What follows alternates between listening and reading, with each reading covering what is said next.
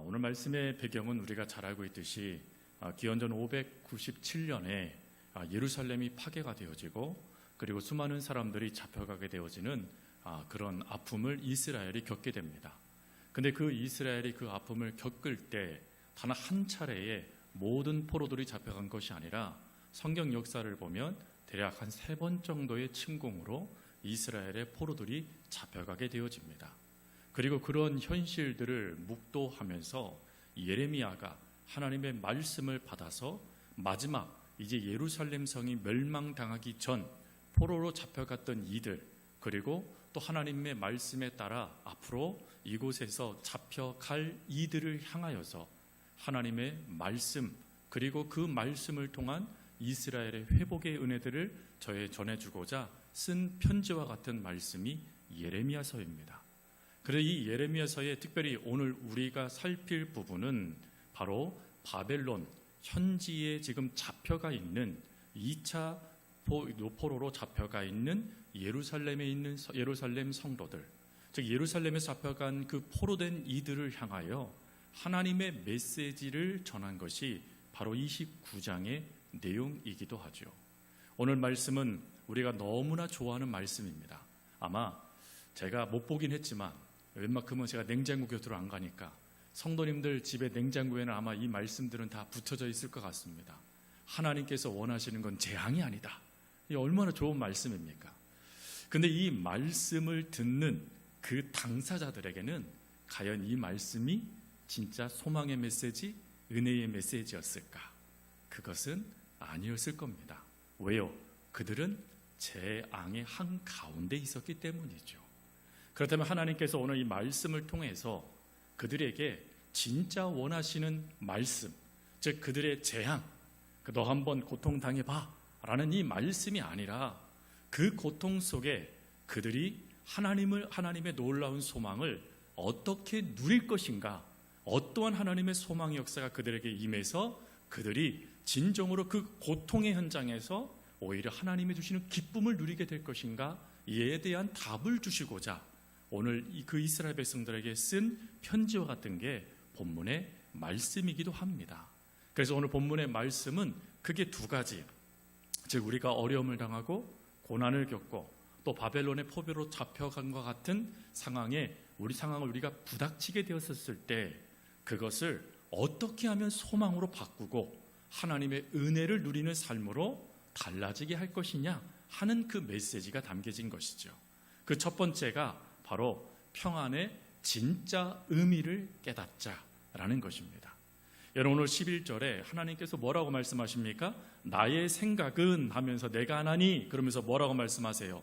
평안이요 재앙이 아니니라 라고 말씀을 하세요. 여러분 이 평안이라는 이 말씀을 딱 들었을 때 포로로 잡혀갔던 이들은 정말 놀라운 메시지로 받아들였을 거예요. 왜? 이 샬롬이라는 이 말씀은 유대 문학적으로는 하나님의 회복하심, 하나님의 다시 이전 영광을 다시금 자신들에게 허락하여 주실 때 쓰여지는 단어가 샬롬이라는 단어였기 때문에 그렇습니다. 그러니 이 말씀을 딱 들었을 때 포로로 잡혀간 이들은 야, 드디어 하나님이 우리를 예루살렘 내 고향 땅으로 돌아가게 하시는구나 라는 메시지로 처음에 받아들였다라는 것이에요. 그런데 여러분 이 말씀을 하기 전에 하나님이 먼저 하신 말씀이 있어요. 그게 뭡니까? 너희들이 바벨론에서 몇 년을 있게 된대요? 70년을 있게 될 것이다 라고 먼저 말씀하셨다라는 겁니다. 즉 하나님께서 말씀하시는 샬롬의 그 내용과 지금 이 바벨론 포로로 잡혀갔던 이들이 생각하는 샬롬의 의미가 전혀 달랐다라는 걸 말하는 것입니다. 하나님이 잘못 말씀하신 게 아니에요. 하나님은 정확하게 말씀하셨습니다. 이미 많은 선지자를 통하여서 그들이 바벨론으로 잡혀가게 되면 70년의 세월이 지난 뒤에야 그들이 다시 돌아오게 해줄 거다. 하나님이 말씀하셨어요. 하나님의 이 말씀은 거짓됨이 없이 정확하신 겁니다. 그러면 왜 하나님은 이 샬롬이라는 말씀을 주셔서 그들을 혼란시킨 것입니까? 오히려 혼란시킨 것이 아니라 그들이 잘못된 샬롬관을 가진 것이 문제였다라는 것입니다.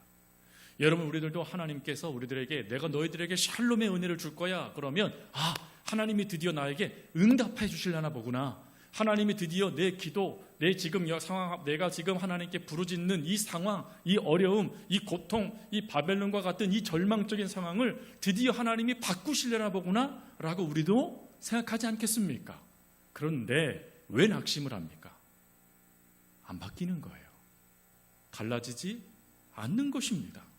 그런데 이상하지 않으십니까? 살아가져요. 분명히 환경은 달라지지 않았습니다. 문제는 여전해요. 고통은 여전히 우리를 숨막히게 합니다. 그런데 놀라운 것은 내가 살아가고 있는 거예요. 분명히 쓰러질 것 같았어요. 죽을 것 같았어요. 하나님의 역사가 없이는 한순간도 견딜 수 없을 것 같았어요. 그런데 1년이 지나요. 10년이 지나요. 20년이 지나가요. 여러분, 도대체 이것이 어떻게 주어지는 것입니까? 분명히 우리의 샬롬의 강점은 즉시 환경이 달라지는 거예요. 주로 우리가 생각하는 하나님의 샬롬의 은혜는 내가 그 속에서 즉시 건짐을 받는 거예요. 그런데 하나님은 그것을 우리에게 말씀하시는 것이 아니라 이 샬롬의 진짜 의미를 통해 그 우리들의 삶, 그리고 바벨론으로 포로로 잡혀갔던 이스라엘 백성들의 삶이 완전히 하나님의 복을 누리는 삶으로 바뀌어가기를 더 원하셨다라는 것입니다. 즉, 환경이 바뀌지 않아도 그것이 샬롬이 되는 은혜를 그들이 누리기를 하나님은 원하셨다라는 것입니다. 분명한 것은 70년 그 하나님의 심판의 말씀은 불변합니다. 그러니 70년의 세월은 무조건 이스라엘 백성들이 견뎌내야 돼요. 그런데 내 힘으로는 견딜 수 없죠. 내 노력으로는 그 삶을 해결할 길이 없어요. 하지만 되어지는 것, 사라지는 것, 오히려 더 복을 받는 은혜가 있다라는 겁니다. 그게 샬롬이라는 거예요. 그러면 이 샬롬의 의미는 뭘까요? 이 샬롬의 진짜 의미는 내가 어디에 있든지 또 내가 처해져 있는 환경이 어찌 하든지 그 자리에 하나님이 함께 하시는 것, 그게 샬롬이라는 것입니다. 즉, 환경이 달라지는 게 샬롬이 아니라 그 어려움의 현장, 그 바벨론과 같은 그 현장에 나만 홀로 있는 게 아니라 하나님이 함께 하심을 통해서 하나님의 은혜를 누리는 것, 그게 샬롬이라는 거예요. 그래서 이걸 분명히 깨닫게 하시기 위해서 동시대에 살았던 세 사람을 하나님이 말씀하세요. 그들이 누구냐? 여러분 잘 알고 있는 다니엘의 세 친구입니다. 여러분, 다니엘의 세 친구들은 바로 이 바벨론 포로로 잡혀갔던 사람들, 그리고 예레미야가 지금 이 메시지를 전하는 그 시대, 그때에 바벨론에 잡혀 있었던 사람들이었습니다. 근데 그 바벨론에 잡혀갔던 다니엘의 세 친구, 이들이요 신상에 절하는 걸 거부해요. 그럴 땐 어떻게 됐습니까? 샬롬, 하나님이요 그들을 딱 건져내셔서 예루살렘으로 딱 가게 바꿔주셨나요? 아니죠. 성경은 뭐라고 기록합니까? 풀무가 3배나 더 뜨거워졌대요. 심지어 그 세 명, 사드락, 메삭, 아벳느고를 그 풀무불에 던지러 넣으려고 하는 사람도 어떻게 됐습니까? 불에 타 죽었다라고 성경은 이야기해요. 강력한 어려움이 그들에게 닥친 거예요. 그런데 그 다음에 어떤 일이 발생됩니까? 샬롬이 이루어지죠. 분명히 어려움입니다. 분명히 많은 사람들이 보면 봐라, 그러니까 똑바로 왕을 섬기고 잘 그 상황에 따라서 움직이지 뭔 고집 부리다가 저렇게 망해 생각했을 거예요. 그런데 느부갓네살이 뭐라고 말합니까? 우리가 분명히 세 사람을 불에 넣었지 않았느냐? 저 중에 신의 형상이 있다. 그리고는 그들이 어찌 되어줍니까? 그 상황 속에 나옵니다. 한 사람도 걸리지도 않고 몸에 화상도 입지 않고 온전한 모습으로 나오는 거예요. 뭘 이야기하고 싶으신 겁니까? 하나님께서 비록 우리의 인생의 삶이 그런 풀무불과 같은 삶, 아니 정말 내가 감당할 수 없는 역사가 주어져도 하나님의 샬롬, 하나님이 그 자리에 함께 하신다라면 그 역사, 그 모든 것이 절대 우리를 무너뜨릴 수 없다라는 걸 말씀하시는 것입니다. 그 메시지를 분명하게 하나님은 그들에게 전해주고 싶으신 거예요. 그래서 하나님은 말씀하시는 거예요. 비록 너희가 재앙을 당하는 것 같은 고통을 당하고, 비록 지금 너희들의 현실이 숨막히는 고통을 당해도 걱정하지 말아라. 내가 너희들과 함께하여 줄 것이다. 그리고 함께하며 줌을 통하여서 반드시 내가 너희를 70년의 세월을 견딜 수 있는 은혜를 줄 것이다 라고 말씀하시는 거예요. 그러나 여러분, 70년의 삶은 저주가 아닌 거예요. 사실 저주는 그 전에 있었어요. 언제였죠? 하나님이 이들을 버리실 때였습니다. 하나님은 이들을 버리셨어요. 그 결과 바벨론과 아수르에 의해서 이스라엘의 남과 북이 완전히 멸망을 당했습니다. 하나님의 버리심의 결과였어요. 그런데 버렸던 그 백성을 하나님이 찾아오시는 거예요. 그리고는 말씀하시는 거예요. 걱정하지 마. 내가 견디게 해줄 거고, 오히려 네가 은혜를 받아 더 나은 삶을 살아갈 수 있도록 내가 너와 함께 해줄 거야. 성도 여러분, 이 샬롬의 은혜를 하나님이 우리에게 오늘 올해 우리들에게 주고 싶어 하십니다. 저를 따라서 한번 고백해 보겠습니다. 문제의 해결보다 더 큰 축복은 하나님이 나와 함께 하시는 것이다. 비록 문제 해결이 되지 않아도요, 하나님이 함께 하시면 되는 거예요. 그 상황이 비록 캄캄한 절망의 어둠이라 할지라도요, 하나님이 함께 하시면 걸어가져요. 하나님이 함께 하시면 여러분들의 인생은 사라져요. 그것을 하나님이 오늘 우리들에게, 2026년을 살아가는 우리들에게 하나님이 첫 번째로 소망의 메시지를 주시는 거예요. 그리고 두 번째 또 메시지가 있어요. 그게 뭐냐면 하나님의 신실하심을 의지하라라는 것입니다. 오늘 11절 말씀을 또 보면 하나님께서 또 말씀을 하시죠. 그 말씀의 내용이 뭡니까? 이렇게 돼 있습니다. 하나님은 내가 평안이요 재앙이 아니니라 한 다음에, 그 다음에 너희에게 미래와 희망을 주려는 것이니라 라고 말씀을 하세요. 여러분, 여기에서 이 미래, 희망이라는 이 단어가 참 중요하죠. 이 미래라는 이것은요, 확정된 결말을 말하는 거예요. 불확실한 미래를 말하는 게 아니라 확정된 미래를 말하는 거예요. 확정은 뭐죠? 70년 뒤에 돌아오게 될 것이다. 근데 여러분, 돌아올 때 그들이요, 빈궁한 상태로 돌아왔나요? 아니죠. 그들은 그곳을 떠나기 싫어할 정도로 복을 받아요. 여러분, 하나님의 복은 이런 거예요. 비록 우리의 인생이 지금요, 허덕이는 인생처럼 보여져도 하나님의 약속은 반드시 이루어져요. 그 반드시 이루어지는 결말, 그 결말을 하나님이 이미 준비하셨다라는 거예요. 준비만 하신 것이 아니라 그 다음에 또 말씀이 뭐예요? 희망을 주려 하신다라고 표현되어 있어요. 여기서 희망이라는 이 단어가 티그바라는 단어예요. 여러분, 이 티그바라는 단어는 무엇을 뜻하는 단어냐면 밧줄을 뜻하는 단어예요. 밧줄이요. 그러면 여러분, 이 의미가 뭘까요?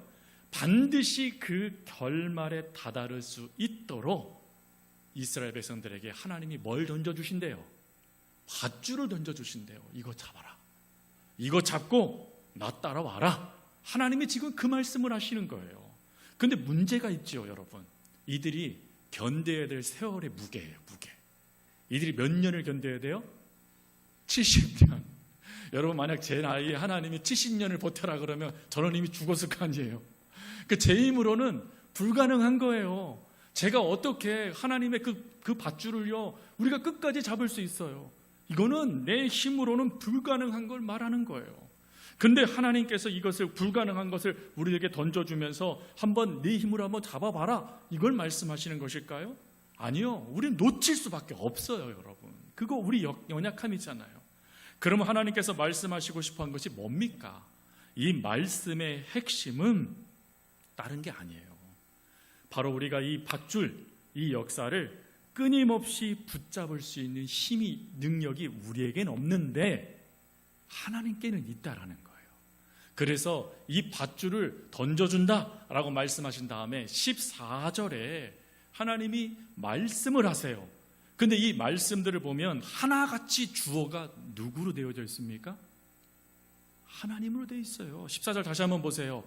이것은 여호와의 말씀이니라. 그 다음에 나는 너희들을 만날 것이며, 또 옆에 원어는 나는 이렇게 되어 있습니다. 나는 너희를 포로된 종에서 다시 돌아오게 하되 내가 쫓아보냈던 나라들과 모든 곳에서 모아 사로잡혀 떠났던 그곳으로 나는 돌아오게 하리라. 이렇게 되어져 있어요. 누가 하시는 거예요? 하나님이 하신다는 거예요. 즉 나는 부족한 힘이지만 그 부족한 힘이라도 밧줄을 붙잡고만 있으면 하나님이 알아서 나를 이끄셔서 그 흩어졌던 땅에서 돌아와 하나님의 축복을 누리는 다시금 회복된 이스라엘의 영광을 누릴 수 있도록 뭐 하시겠다라는 거예요?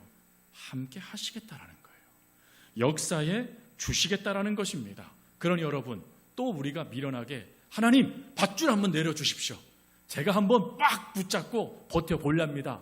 돼요? 안 돼요? 안 된다니까요. 여러분, 그 밧줄, 때로는 놓치는 그 밧줄 누가 끊임없이 우리에게 내려주셔야 됩니까? 하나님께서 내려주셔야 돼요. 이 말씀이 참 은혜로운 게 이 밧줄을 내리다라는 이 단어가요, 진행형으로 되어져 있어요. 뭘 의미하는 것이죠? 끊임없이 하나님이 밧줄을 내려주신다라는 거예요. 몇 년 동안요? 70년 동안. 그리고 더 축복이 뭔지 아세요? 이 밧줄도 못 찾을까 봐 하나님이 또 말씀을 하세요. 그게 13절이에요. 13절 말씀해 보면 온 마음으로 나를 찾아라 라고 되어져 있어요. 여기서 이 온 마음으로 나를 찾아라 라고 말씀하신 이 말씀에 찾다라는 이 말씀이 또 내가 또 뭔가를 찾기 위해서 애를 써야 된다 이 생각하는 게 아니에요. 이 말씀은 뭐냐면 돌아보라라는 거예요. 돌아보라라는 거예요. 내가 뭘 하겠다라고 끊임없이 내 힘으로 올라가겠다라고 하는 게 아니라 지금 눈을 들어 보라라는 것입니다. 보면 아까 14절에 발견되리라 라고 되어져 있잖아요. 여기서 이 발견되다라는 이 단어가 눈앞에 나타나다는 뜻이에요. 즉 지금 이 힘듦의 상황에 정말 내가 사로잡혀서 어떤 것도 보이지 않는 그 상황 속에 그 힘을 내서 고개를 들어보라라는 거예요. 들어보면 누가 보여요? 하나님이 보이신다는 거예요. 하나님이 밧줄을 내리고 내가 네 인생을 이끌어 갈 거야, 내가 약속한 대로 너를 끝까지 붙잡아 줄 거야, 그러니 너는 나만 바라보고 따라오너라 라고 하시면서 그 앞에서 밧줄을 내리고 개 주신다라는 것입니다. 그러니 여러분, 70년 세월로 따지면 재앙이 맞죠? 하지만 현실, 믿음의 눈을 딱 뜨게 되면 그건 재앙이 아니에요. 그건 뭡니까? 복이에요, 여러분. 복. 아멘 안 하시네요? 다들 그건 그 복 말고 이왕이면 내가 원하는 복. 물론 하나님이 그렇게 해주실 수도 있으시겠죠. 그러나 여러분, 자칫 잘못하면 우리가 하나님 놓쳐요. 우리 그렇게 믿음 완벽하지 않아요. 그런데 실패하고 넘어지고 때로는 하나님도 놓치고, 그리고 하나님이 밧줄을 내려줘도 내 옆에 밧줄이 내려왔는지 안 내려왔는지도 모르는 그런 영적 우매함 가운데 있는 우리들을 하나님은 끝까지 포기하지 않고 내가 너를 건져줄 거야, 내가 너와 함께 할 거야, 반드시 내가 이루어줄 거야 라고 말씀하시면서 끊임없이 우리 눈앞에 뭘 내려주세요? 밧줄을 내려주시고 계신다라는 거예요.